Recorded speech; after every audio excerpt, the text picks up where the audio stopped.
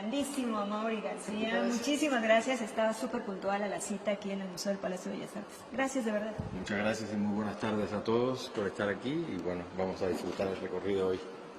Exactamente, vamos a conocer una faceta que no estaba tan a la vista, ¿no?, de Tablada. Así es, sí. Pues conocemos bastante de Tablada, se ha hecho mucha investigación de Tablada como literato, como poeta, cronista. Sin embargo, faltaba un poco de explorar cuál era su relación particular con el arte japonés, sobre todo conociendo las colecciones que quedaron y se conservan hoy en varias colecciones públicas de México. Bueno, pues cuéntanos, por favor, sobre un poquito cómo es que cuentan esta historia, con el guión, ¿no?, museográfico. Sí, cómo no. La idea era no solo mostrar por primera vez un grupo de obras de la colección de Tablada y otras del mismo Tablada como dibujante, que muy pocas de ellas se habían exhibido al público, sino también contar un poco sobre esa relación. Y en ese sentido es que la exposición se estructura en los 4 núcleos básicos que vamos a ver el día de hoy, con esta introducción que tenemos aquí, donde se presenta por el comienzo de la exposición la figura de Tablada con 2 fotografías de él y además 2 caricaturas que hace Covarrubias de Tablada como si fuera Buda. Es decir, conocemos de Tablada y la relación particular que tenía con artistas mexicanos, cómo muchos de estos artistas intelectuales, escritores, pintores, veían a Tablada como pues, una de las figuras centrales dentro de el contexto mexicano de primera mitad del siglo XX, como alguien que conocía mucho sobre el Oriente, y de ahí, pues bueno, este tono humorístico de Covarrubias, de dibujarlo como si fuera Buda, es decir, es la misma imagen de Buda, pero con la cara de Tablada. Exactamente. Y bueno, también me gustaría que nos contaras un poco sobre cómo llegaste tú a esta exposición, porque es una larga historia y fue como un afortunado encuentro. Así es. Sí, fue muy casual el encuentro con Tablada. Yo estaba haciendo mi doctorado ahí en el Colegio de México y de pronto me localizan porque había un grupo de estampas japonesas en la Biblioteca Nacional de la UNAM sobre la que hacía falta saber un poco más. Ese es mi primer encuentro. A partir de ahí conocemos que se trata de la colección Tablada, que todavía en ese momento no había certeza absoluta de que lo fuera. Se empieza a trabajar con esa colección y ese trabajo fue llevando a mucha otra obra, a empezar a descubrir aspectos interesantes de Tablada, y es lo que hace que para mí, que soy investigador de Japón, no tengo nada que ver realmente con Tablada ni con la historia del arte mexicano, empieza a conectarme con la figura de él junto con otros colegas de la UNAM para pues conocer un poco más sobre esto y ver de qué manera eso se convertía en un proyecto de investigación. La exposición fue algo muy fortuito y se dio por un encuentro también casual, una conversación casual con Miguel Fernández Félix, y es él el que propone que llevemos ese proyecto de investigación a esto que estamos viendo hoy aquí. O sea que de repente esas charlas de esa sobremesa pueden terminar en una exposición. Casi siempre son las mejores, ¿eh? Y bueno, tenemos aquí las fotografías. Exacto. Sí, aquí tenemos una fotografía de Tablada de 1925, que es hoy parte de la colección del Museo del Estanquillo, donde lo vemos a él con sus cigarros. Si revisaran, por ejemplo, algunas de las que están incluidas en el catálogo, son muy interesantes porque en algunas de ellas lo vemos en su habitación de té, de su casa de Coyoacán, y otra en donde él está vestido de kimono. Esta otra que está aquí es una fotografía de las pocas que se conservan hoy de su casa de Coyoacán. Seguramente pues la persona que está ahí no hay certeza de esto, es su esposo. De todas maneras hay dudas sobre quiénes son las otras personas que están allá al fondo, pero es de las pocas fotografías que se conservan hoy. Ese también es un aspecto a destacar de esta exposición. Este es el Japón de Tablada, no es el Japón tal cual de la época. Así es. Es decir, el título de la exhibición justamente va por ahí, Pasajero 21, que más adelante ya comentaremos de dónde viene, y el Japón de Tablada. Es decir, a partir de aquí vamos a empezar a ver ese Japón que él se construyó, ese Japón de cierta manera también imaginario, todavía no ha ido a Japón, que él empieza a recrear a partir de imágenes que ve, cosas que lee en los libros, libros que colecciona y dibujos que también empieza a hacer de esos libros. Entonces, si quieren, pasemos a los primeros encuentros de tablada con Japón. Vamos a Japón sin ir a Japón. Así es. Estos encuentros, cuéntanos un poco. Así es, sí. Justamente este es el primer núcleo de la exhibición, se llama así, Encuentros con Japón, y lo quisimos dividir en 3 grupos. El primer grupo, que tiene que ver con la etapa inicial de tablada, y es ese encuentro con imágenes japonesas, con imágenes de arte japonés, que justamente los primeros encuentros de él no van a ser con literatura japonesa, sino con obra plástica japonesa.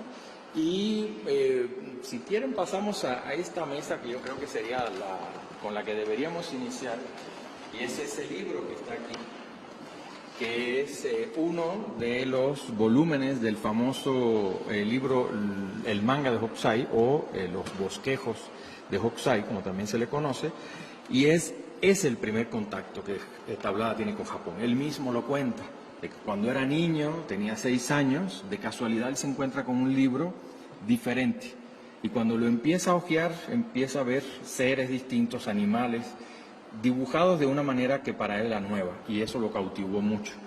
Él mismo después, en 1905, dice que ese libro que él se encontró aquella vez es el famoso Hokusai manga, que él compra. Es decir, hoy día se conservan los 15 volúmenes en la Biblioteca Nacional de la UNAM, y este es uno de ellos. Entonces, quisimos empezar esos encuentros con Japón justo con el material que él cita como su primer contacto con ese país, y el contacto que inicia la fantasía de él sobre Japón. Después tenemos una serie de obras que tienen que ver con otro momento de su vida, y es su juventud, y es el Japón exótico que él también construye a partir de lo que él comienza a leer en la literatura francesa de finales del XIX. Es un Japón en donde las imágenes de la mujer abundan, y donde los propios franceses también desarrollan un proceso de exotización de la mujer japonesa, como vemos. Bueno, aquí tenemos un ejemplo en esta imagen que se coloca como referencia, pero que no es la única. Es decir, hay mucha obra europea de este tipo, incentivada de una gran manera justo por estas estampas de mujeres bellas. En la estampa japonesa, el género de las mujeres bellas es uno de los primeros que tenemos en la historia del ukiyo-e, y esas mujeres bellas muchas veces eran o mujeres comunes y corrientes, como es el caso de la pieza que están viendo ahora, o prostitutas, como es el caso de la pieza de la izquierda, la pieza anterior, que ahorita la van a ver. Y en este caso se trata de un grupo de prostitutas de la casa Kuki, y es una pieza de mediados del siglo XIX. Es decir, estas imágenes de prostitutas famosas o de mujeres del común, pues fueron parte importantísima de toda esta recreación de la mujer japonesa del periodo Edo, es decir, del siglo XVII, XVIII y XIX en Japón, y de las que Tablada, por supuesto, se alimentó. Es decir, una parte importante de su poesía de juventud tiene un corte erótico muy claro, y bueno, este es el Japón erótico que él también se construye con lo que lee y lo que ve. El ingenio se despertó a partir de estas imágenes. El ingenio y muchas otras cosas también. Aquí vemos, por ejemplo, otra estampa de mujeres bellas. En este caso, pues parece que eran mujeres comunes y corrientes. Sin embargo, la del centro, la que está adentro de la barca, parecería ser una prostituta. Y bueno, están en el río viendo los cerezos en flor, que los cerezos en flor también en la estampa japonesa muchas veces también servían para combinarse con las prostitutas. Las flores de Edo no solamente van a ser los autores del teatro kabuki, sino también las prostitutas. Entonces muchas veces vemos que se combina la imagen de los cerezos con las imágenes de las mujeres bellas en general. Sí. Tenemos otro grupo de mujeres bellas, ya esto es de etapas más tardías, estamos hablando de mediados, segunda mitad del siglo XIX, que igualmente pueden ser algunas mujeres comunes y corrientes, otras posiblemente prostitutas, otras acompañantes, o es decir, en algunos casos no tenemos certeza de quién se trata, en otros sí. Entonces esas estampas, también de la colección de Tablada, complementan igual este pequeño rincón de los encuentros y ese Japón imaginario que Tablada se construye. Y ahora es momento de conocer ese Japón imaginario a través de sus libros y de sus dibujos. Exactamente. Tablada fue un arduo coleccionista de libros sobre todo, es decir, independientemente de su colección de estampas japonesas, de las que aquí vemos una muestra, sus libros eran parte de sus tesoros más preciados. Él habla en muchísimas ocasiones de su biblioteca, de su primera biblioteca, después de su segunda biblioteca, también de otra biblioteca que él arma mucho tiempo después en Nueva York. Hoy día, afortunadamente, se conservan muchos libros de los diferentes momentos de la biblioteca de Tablada. Algunos de ellos pues, están en la Biblioteca Nacional de la UNAM, otros están en la Biblioteca México, otros tantos más en colecciones privadas, es decir, lamentablemente eso se desperdigó después con el tiempo. Parte de lo que hemos hecho en este trabajo, para la exhibición y como parte del proyecto de investigación, es tratar de localizar todos esos libros de la biblioteca de Tablada hasta donde podamos, de manera de tener una idea más concreta de qué fue lo que leyó y por lo tanto cuál es esa idea de Japón que se construyó en base a cuáles fuentes. Tablada además con sus libros hacía otra cosa, que es lo que están viendo acá, y él dibujaba parte de las ilustraciones de los libros. Entonces hoy día se conservan algunos cuadernos con parte de sus dibujos. Evidentemente parece que él los dibujaba en hojas sueltas y después fue recortando y fue pegando. Este es uno de los cuadernos que se conservan de Tablada, donde él copia ilustraciones de libros de su colección. Y es muy interesante también porque vemos otra faceta diferente de Tablada, y es Tablada como dibujante. Y como dibujante no solo, como vemos aquí, de ilustraciones de libros, sino como veremos un poco más adelante, de escenas de su vida cotidiana. Insectos que creemos que los copió del natural, ya que él coleccionaba insectos, desde jovencito era un entomólogo, ese fue su inicio como coleccionista. Aquí combinamos este dibujo de Tablada de insectos con dos estampas japonesas, donde vemos también insectos y plantas, que él igualmente conservaba en su colección. Y un poco más adelante veremos otros dibujos también de Tablada, asumimos que sea el jardín de su casa, sobre todo por la fecha. Ahorita si quiere que lleguemos allí, vamos a ver de qué se trata eso. Y es un dibujo que él hace de una orquídea en un momento, 1914, donde él en varias ocasiones habla de su jardín. Es decir, ya él está viendo de que va a tener que salir de México y empieza a hablar de manera nostálgica de su jardín y de las orquídeas de su jardín. Como vemos en esta pieza de 1914, pues asumimos que sea de ese mismo momento. Es decir, no tenemos pruebas duras para decir que sí lo fue, pero sería muy agradable pensar de que esto es parte de esa rememoración que él hace del jardín de su casa de Coyoacán. En este caso, todos los dibujos de Tablada se conservan hoy en el archivo gráfico Tablada de la biblioteca del Instituto de Investigaciones Filológicas de la UNAM. O sea que ahí hay un dato para si quieren seguir, continuar la experiencia después de venir al museo. Y rápidamente agradecer a todos los que nos están acompañando en esta transmisión. María José Sánchez dice que era muy buen dibujante. Sí. Sin duda, Elizabeth, muchas gracias por tus comentarios. Jennifer, gracias por estar aquí con nosotros. Leticia Carvajal, está usted de vacaciones y acompañándonos, muchas gracias. Y seguimos en este recorrido. Cuéntanos un poquito sobre lo que significa encontrarse un personaje como Tablada a partir de este imaginario, y a partir de ese imaginario y de los textos, construir una exposición. Es un reto y se antoja así apetitoso. Sí, fue un reto muy grande. Como te comenté, esto nunca en esos momentos iniciales pensamos de que fuera a terminar en una exhibición como esta que tenemos hoy. Sin embargo, el encontrar a alguien como Tablada también nos servía mucho para dar a conocer un poco más de cuánto se conocía en México a principios del siglo XX y finales del XIX sobre Japón, que hoy en el XXI quizás pensamos, pues a lo mejor se conocía poco, eran pocas las personas que viajaban a Japón. Sin embargo, a partir justo del diario de Tablada y de los textos que escribió, sabemos que los libros, por ejemplo, sobre Japón que llegaban a México en esa época eran muchísimos. Tablada muchas veces habla de que él acaba de comprar un libro que 2 meses atrás se publicó en Francia, o a través de dealers japoneses que vivían aquí, compraba cosas desde Tokio, y también habían tiendas. Es decir, la Friki Plaza no es nada único. A lo mejor los productos que se venden ahí sí, pero él hablaba de que habían varias tiendas, el Mikado, la Kimona, donde él iba y compraba productos japoneses, y estamos hablando de principios del siglo XX. Por lo tanto, descubrir ese lado también se hace muy interesante para saber cuál era la atmósfera sobre Japón que existía en México en esa época. Entonces, fue un punto muy interesante para nosotros. El reto de enfrentar esta exhibición también ha sido alto.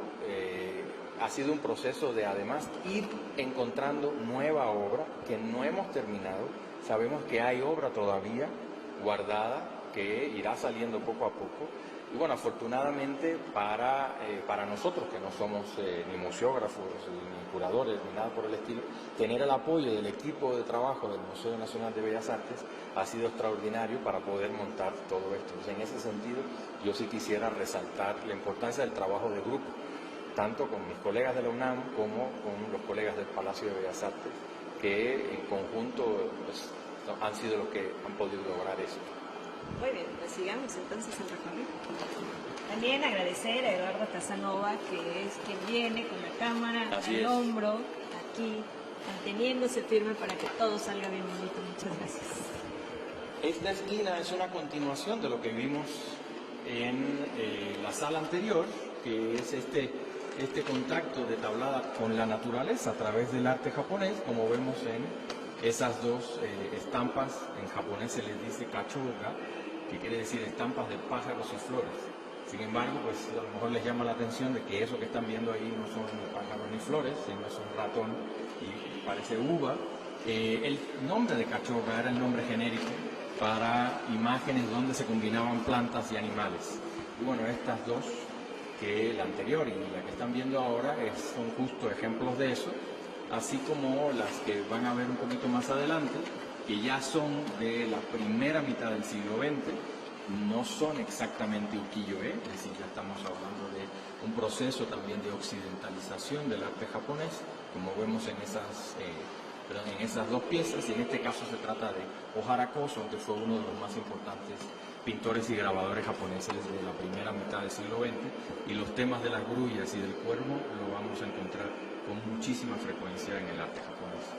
Este núcleo termina con esa joya que tenemos aquí, que se conserva en la biblioteca del Instituto de Investigaciones Filológicas de la UNAM, y es el manuscrito, no solo de puño y letra, sino también con las viñetas dibujadas por Tablada de su primer libro de haiku, Un Día. Y al lado vemos el libro impreso ya, con el ex libris que más comúnmente colocaba Tablada en sus libros, que era la JJT, a similitud de como lo hacían muchos artistas japoneses. Y pues bueno, este es que da inicio a una parte importante de su producción de poesía con temas japoneses, sobre todo de haiku en concreto.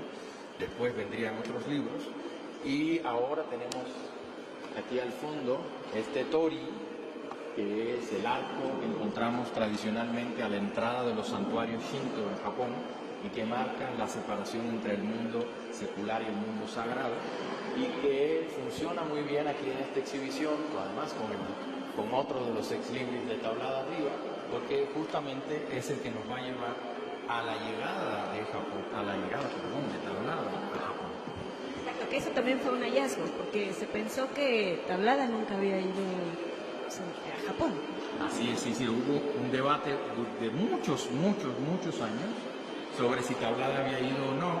Había personas que conocieron a Tablada que hablaban de que sí había ido, otros de que no había ido, y ese debate duró hasta el año 2014, justo, en que un investigador norteamericano, Martin Camps, descubre en los archivos de migración norteamericana, de entrada al país, de la hoja del 22 de diciembre, de 1900, donde venía la lista de los pasajeros en el barco América Maru, que provenía de Yokohama, y donde venía como número 21 justamente José Juan Tablada. Es decir, es la primera prueba dura del viaje, y bueno, es una prueba que además sirve para concluir con el largo debate de si Tablada fue o no fue a Japón.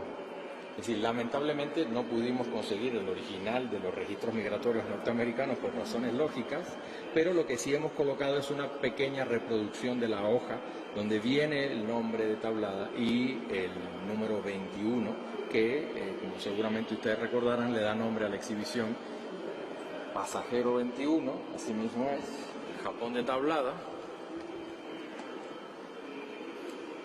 y que se utilizó además con toda intención de crear intriga sobre qué es el pasajero 21. Hasta ahora ha funcionado bastante bien. Entonces entramos a Japón atravesando el Torii, que además utiliza él como Tablada, lo utiliza como metáfora en varios de sus textos.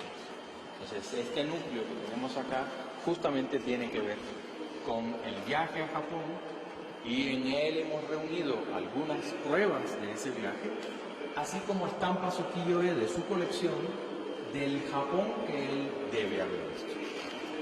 Porque antes, para las nuevas generaciones, pues esto de la selfie en algún palacio no era posible, ¿no? No podías subirlo a tus redes sociales. No había. Las redes eran diferentes y las selfies también eran diferentes. Es decir, estas dos piezas que están ustedes viendo, la anterior y la que ven ahora, son dibujos de Tablada, acuarelas de Tablada, en este caso que ven, quizás de la zona o de la casa donde él vivió. Solamente habla aquí de que se trata del barrio Motomachi, en Yokohama, y esta que están viendo ustedes ahora es de la puerta japonesa del jardín de té del parque de San Francisco, el parque japonés de San Francisco, donde él estuvo antes justamente de viajar a Japón. Entonces estos vendrían siendo las selfies de aquella época, y aquí ustedes ven una reproducción muy pequeñita, justamente la hoja de la lista de pasajeros del barco América Maru, que atracó en el puerto de San Francisco el 22 de diciembre de 1900, y la última, allá abajo, que dice el número 21, es justamente José Juan Tablada, mexicano, escritor, etcétera, etcétera. Así que esta es la reproducción más dura que se ha podido descubrir hasta el día de hoy del viaje. Sin embargo, si nos movemos hacia la otra pared, sobre todo ahora aquí en esta pequeña vitrina, vamos a ver otra de las pruebas que sirve para complementar.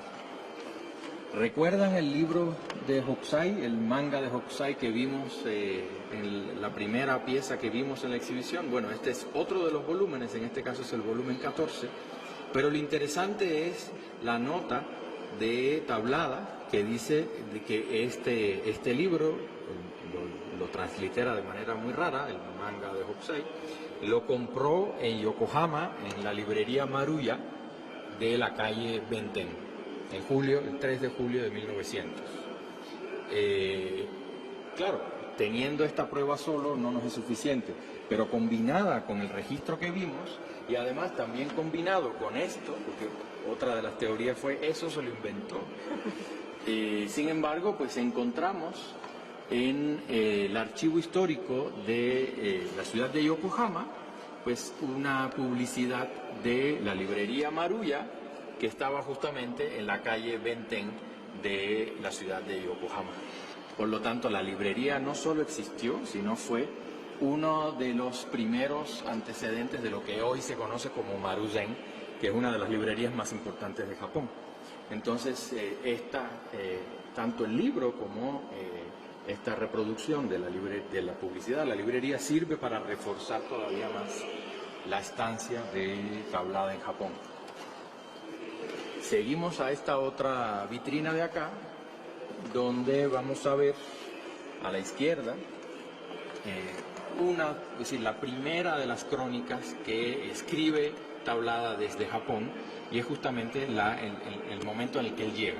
Es decir, las crónicas japonesas de Tablada se publicaron en la revista Moderna, muchas de ellas él las envía desde Japón.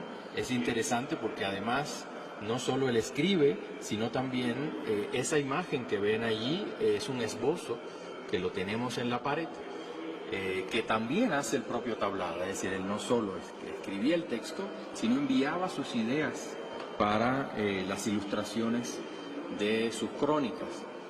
Mucho tiempo después, en el año de 1919, ya estando Tablada en Nueva York, él decide juntar todas sus crónicas, tanto las que publicó en la revista Moderna como otras sueltas que publicó antes y después en otros medios, y se edita el libro En el País del Sol, que es el que compila todas sus crónicas japonesas, la gran mayoría de ellas, las publicadas, como les dije, en la revista Moderna.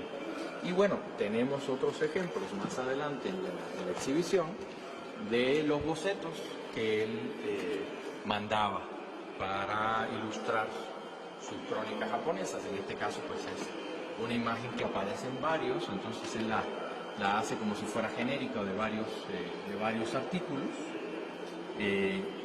Coincide en este caso con su crónica de los templos de Shiva y con su otra crónica del entierro en Japón y con su otra crónica de la ceremonia del té. Frente, del otro lado, tenemos dos imágenes del Japón que Tablada vio. Evidentemente creemos que estas piezas Tablada las compra tiempo después.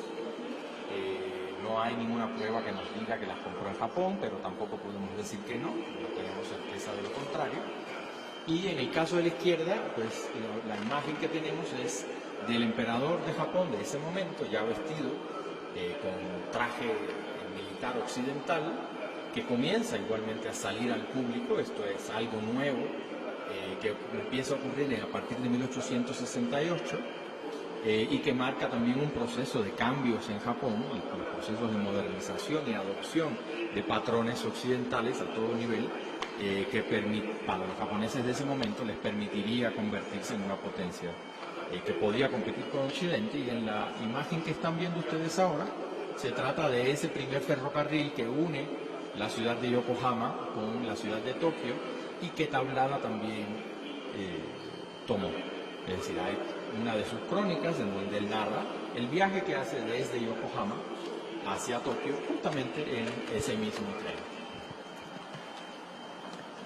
O sea que poco a poco vamos viajando a través de las imágenes y de los textos de Tablada por ese Japón. Así es, y de la mano de él, porque otra de las situaciones interesantes es que pues Tablada, a pesar de estar en Japón, muchas veces podemos ver en sus textos que siguió con su idea imaginaria de muchos aspectos de la vida japonesa.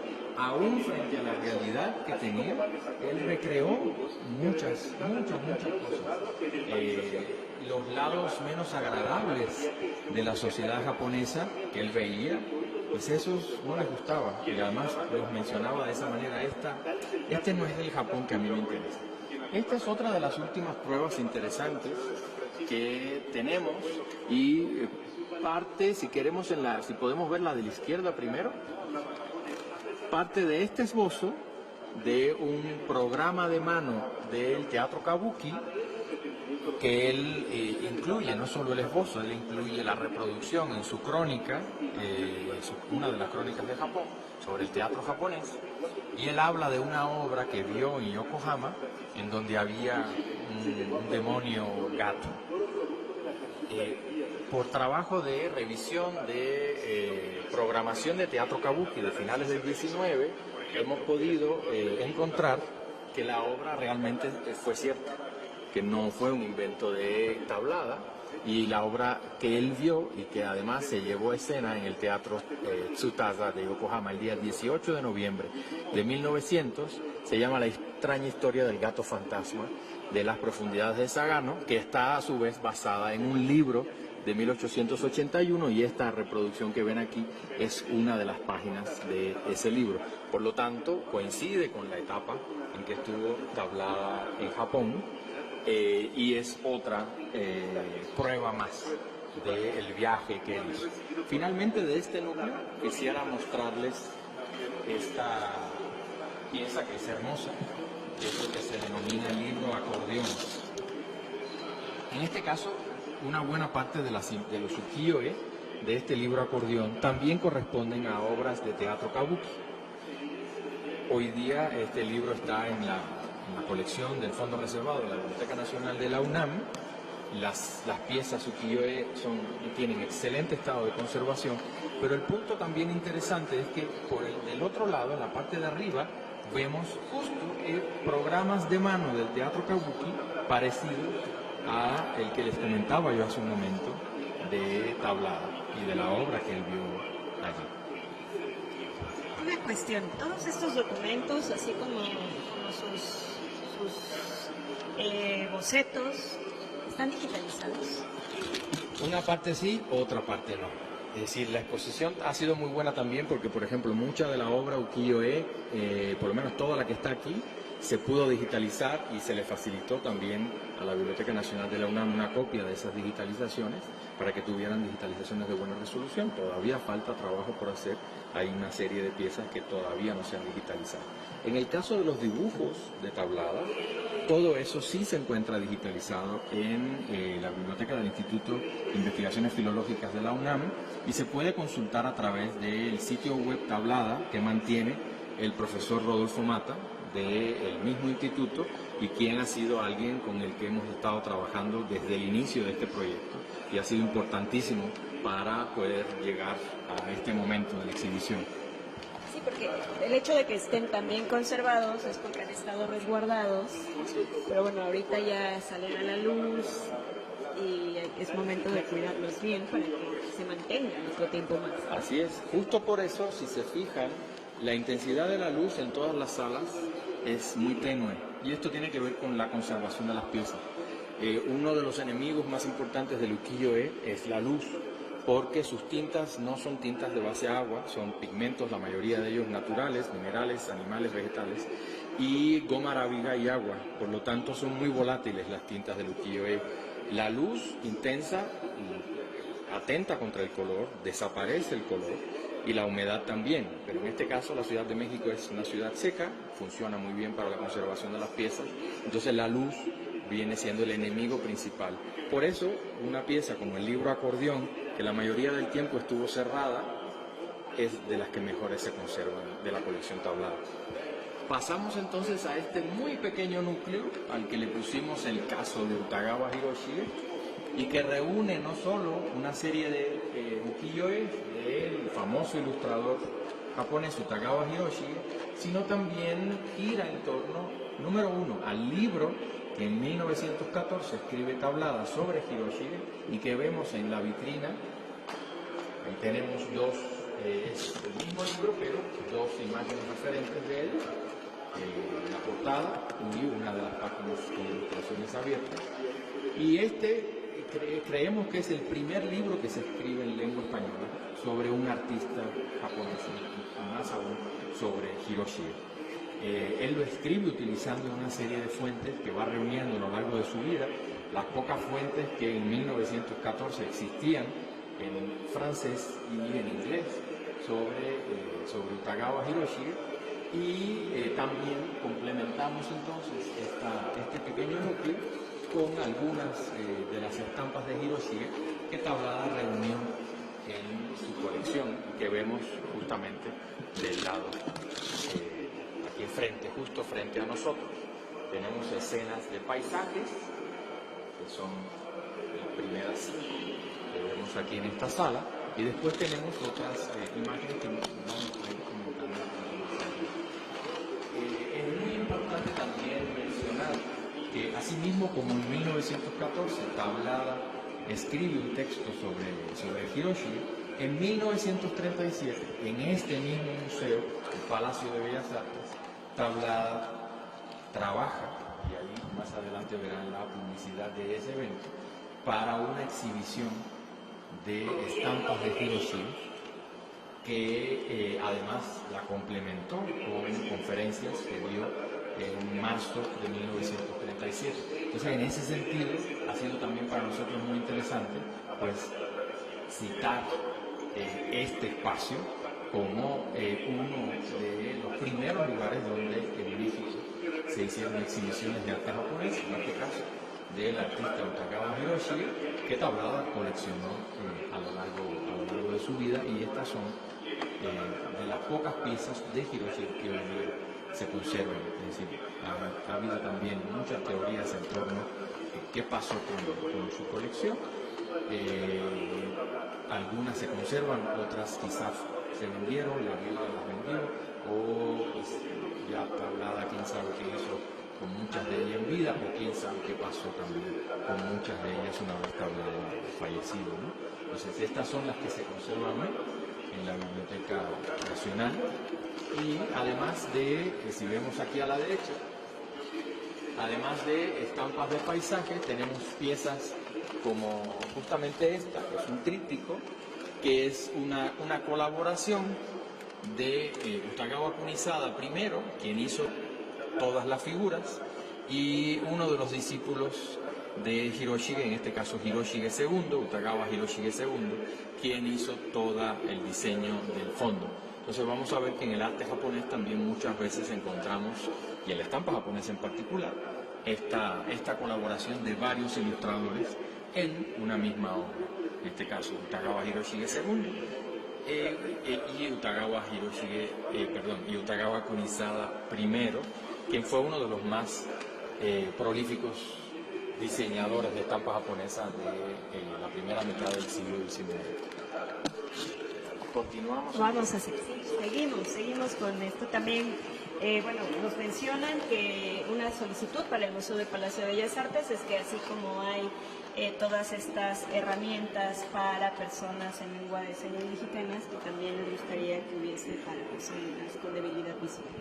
Es cierto, pues sería muy importante transmitirle esto a los colegas del museo para que lo tengan en cuenta para las siguientes exhibiciones. Además, para mí es una novedad, es probable que sea algo que el museo utilice, y es que las hojas de sala más importantes también están con audio en lengua náhuatl. Y bueno, los iPads que están en cada tramo de la exhibición, que igualmente tienen la traducción al lenguaje de señas de una buena parte de los textos de sala que se muestran aquí.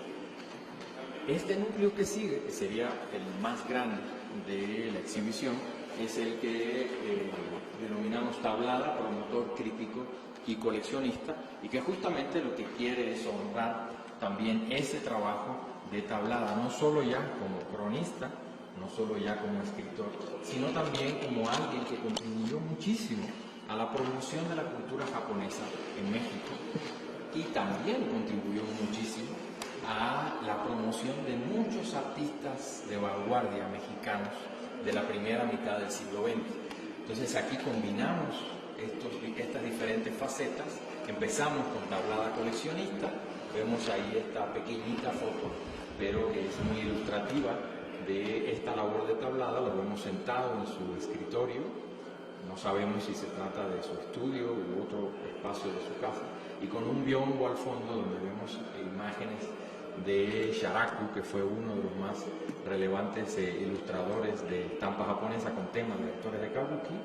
Y es muy interesante porque dos de las imágenes que es a la extrema derecha se muestran son caricaturas que hace su esposa sobre justamente esos rostros que están en el biombo. Esta que están viendo ahora es una reproducción silográfica en menor escala, también con un tema de Sharaku, que era de las más comunes de encontrar y que se vendían a turistas como souvenirs. Sin embargo, nos llamaron la atención justamente cuando encontramos las siguientes dos caricaturas de su esposa, y que sí podemos ubicar en el biombo. Esas caricaturas también hoy día se conservan la biblioteca del Instituto de Investigaciones Filológicas de la UNAM. Continuamos entonces con el trabajo del coleccionista, con esto que tenemos acá, que son dos de los tantísimos cuadernos de apuntes y de recortes que él fue juntando y escribiendo a lo largo de su vida. Habla mucho de ellos, es decir, era obsesivo no solo coleccionando, sino era obsesivo también registrando en listas y en catálogos todo lo que tenía y después hablando de eso en sus crónicas.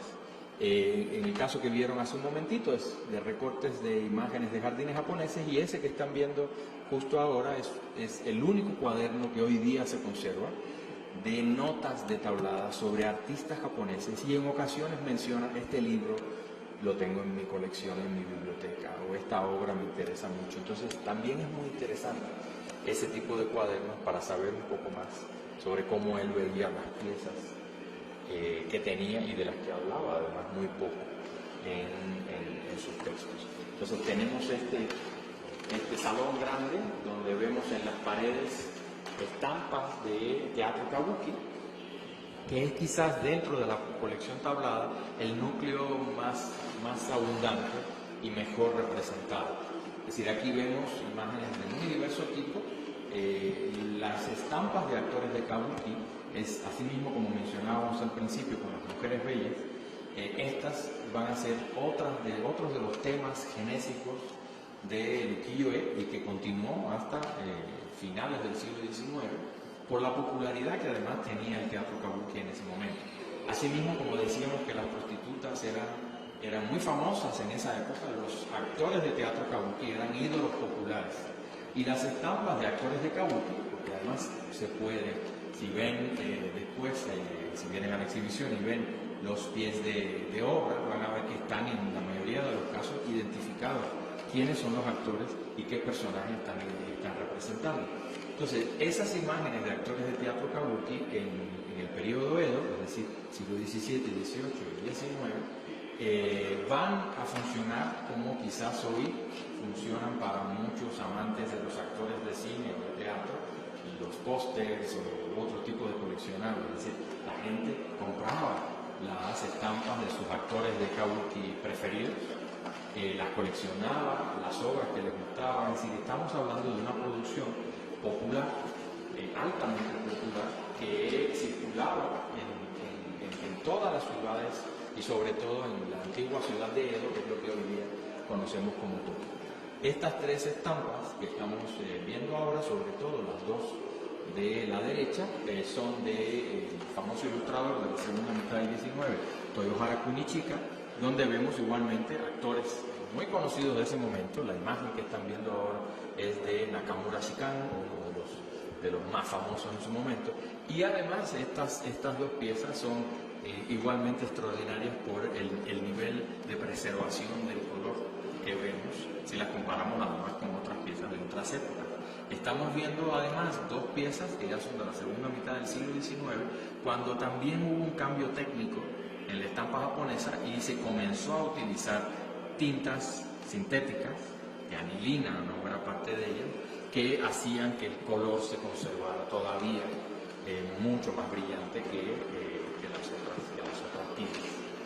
Esta sala la cerramos con varias vitrinas que están justamente acá frente a nosotros, en donde vamos a ver ejemplos que también se conservan en el fondo reservado de la Biblioteca Nacional, de la colección de libros ilustrados japoneses de tablada. Es decir, la mayoría de estas piezas que van ustedes a ver aquí fueron de hecho encontradas hace pocos meses. Es decir, estos son de los últimos ejemplos que entraron a la exhibición y que encontramos ahí en el fondo reservado, y que además ilustran muy bien de la producción paralela a las estampas de libros hechos también con temas muy diversos por los mismos editores, por las mismas casas editoriales que las estampas. Están viendo ustedes ahora ahí uno de los volúmenes del famoso libro de las 100 vistas famosas de la ciudad, de los lugares famosos de la ciudad de Edo, que circuló muchísimo por Japón y que fue además altamente codiciado por los coleccionistas. Y ahorita se van a ver a la izquierda, aunque ya tuvieron una imagen de él, uno de los volúmenes de las 100 vistas del monte Fuji del famoso ilustrador Hokusai, el ilustrador de la famosa Oda. Entonces, en este caso es uno de sus libros con el tema del monte Fuji. Todos, en el caso de estos dos, se conservan todos los volúmenes de ellos allí mismo en el fondo reservado.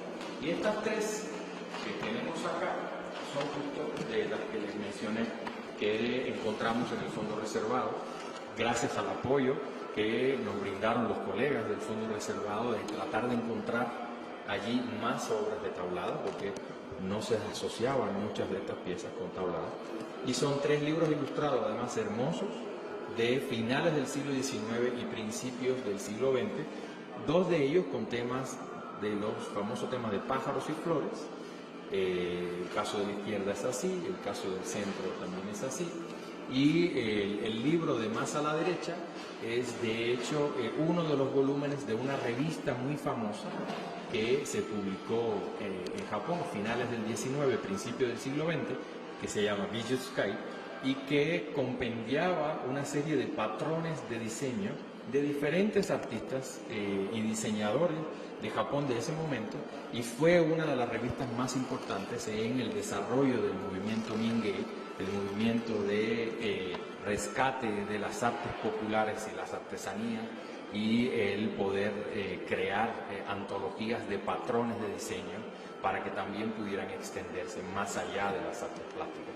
Entonces esto es parte de los tesoros que se conservan de tablada hoy. Pues ya nos acercamos hacia el final, porque ya, por un lado, Eduardo ya se está agotando ese hombre, por otro ya le está secando, hombre.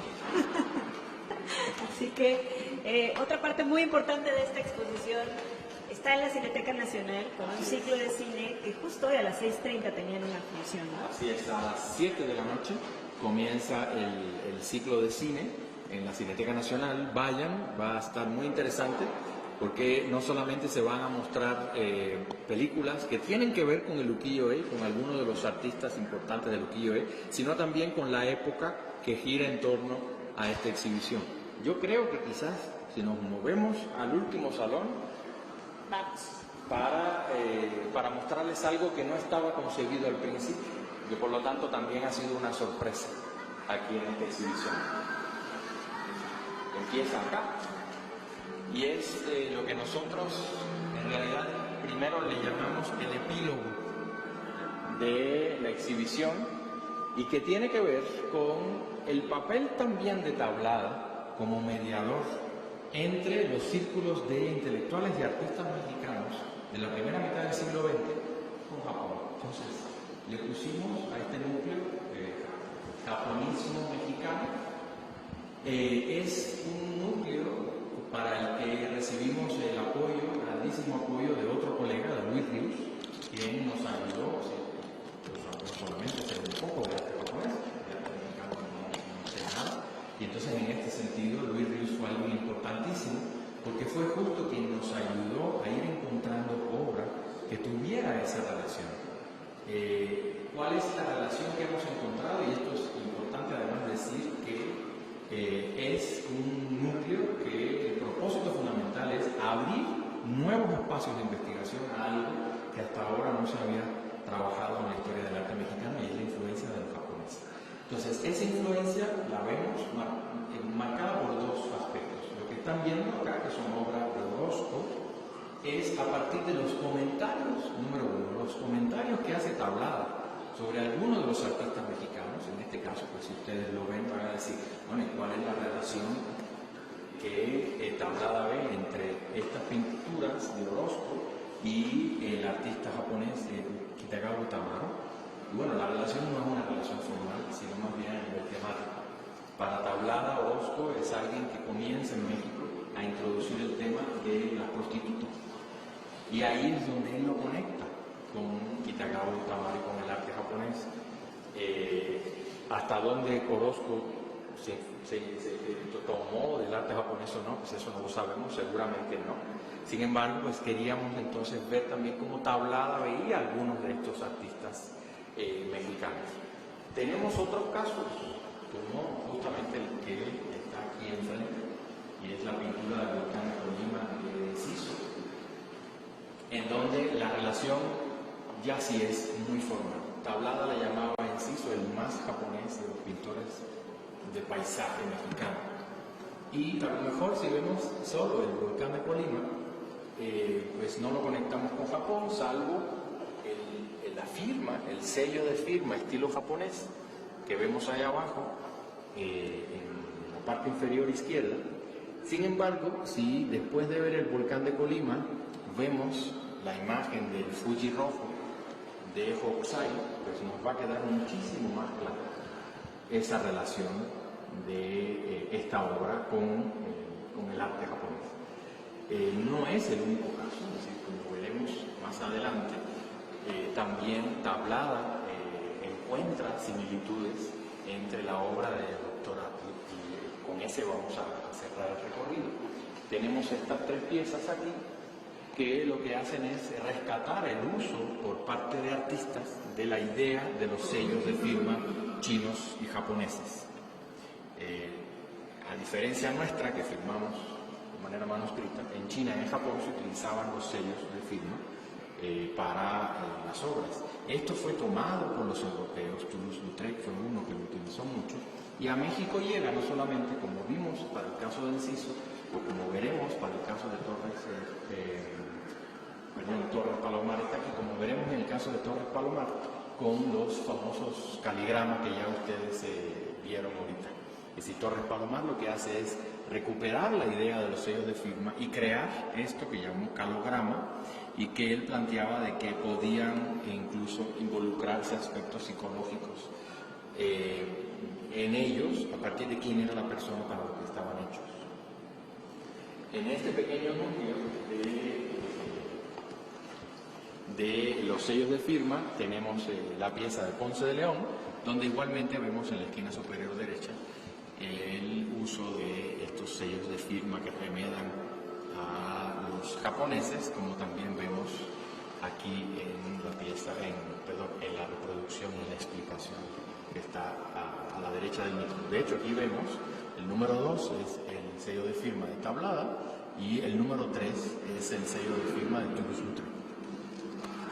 Finalmente, este es el último núcleo y es el dedicado al Dr. Atle y al tema del paisaje.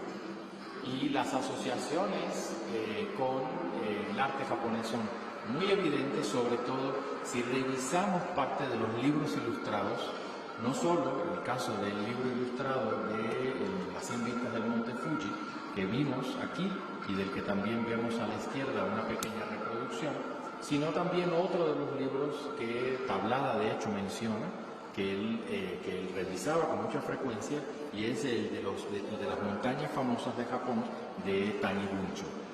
Otra vez, ¿hasta qué punto el Dr. Atle tomó directamente o no de los libros ilustrados japoneses? No lo tenemos. Sin embargo, pues las sugerencias son muy fuertes cuando vemos estos esténciles de Atle y cuando vemos parte de la obra japonesa que Tablada tenía y que sabemos que muchos de ellos también seguramente vieron, ya fuera en México a través de Tablada, ya fuera en Francia, ya fuera en otros lugares. Es decir, en esta época ya todo el japonismo iba mucho más allá de Europa, y América Latina también va a estar muy marcado. Llegamos entonces al final de la exhibición, pudimos terminar a tiempo. Y lo más importante, yo creo que me parece que eso te toca a ti, ya te estoy quitando el trabajo de invitarlos a que vengan. Adelante, que te quedará mejor. Pues los invitamos a todos a que vengan a la exhibición, se desplacen hasta acá. No es decir, a pesar de este medio excelente, es decir, no es igual estar en el espacio, acercarse, dedicar mucho más tiempo a contemplar cada una de las piezas. Por lo tanto, vengan a la exhibición que estará abierta hasta el día 13 de octubre. Muchísimas gracias por este viaje. A ver si el jet lag ahorita después de visitar el Japón de tablada nos deja seguir con esta actividad.